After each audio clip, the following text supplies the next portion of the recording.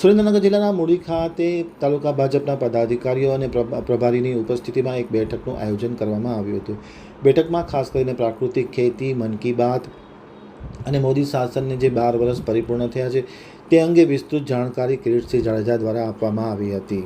હવે જોઈએ સુરેન્દ્રનગર આમતક ન્યૂઝ બ્યુરોનો એક વિસ્તૃત અહેવાલ. આજરોજ સુરેન્દ્રનગર જિલ્લાના મૂળી મુકામે એક મિટિંગનું આયોજન કરવામાં આવ્યું હતું. મિટિંગમાં પ્રભારી કિરીટસિંહ જાડેજા, સહપ્રભારી ચેતનભાઈ શેઠ તથા તાલુકા ભાજપના પ્રમુખ, મહામંત્રી અને જિલ્લા પંચાયતના સભ્યો, તાલુકા પંચાયતના સભ્યો સૌ આગેવાનો મોટી સંખ્યામાં ઉપસ્થિત રહ્યા હતા.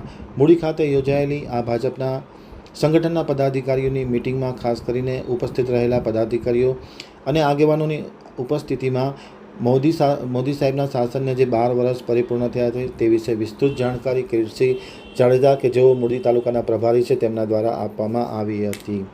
સાથોસાથ જે સોગંદ પણ લેવડાવવામાં આવ્યા હતા અને કેતનભાઈએ પણ કેટલીક વિસ્તૃત માહિતી આપી હતી. રાજુ કરપલાએ પણ કાર્ય વિશે વિસ્તૃત માહિતી આપી અને વૃક્ષારોપણ દ્વારા એક પેડ માં કે નામની જે યોજના છે તેને ફળીભૂત કરવા માટે પણ વિગતવાર માહિતી આપવામાં આવી હતી.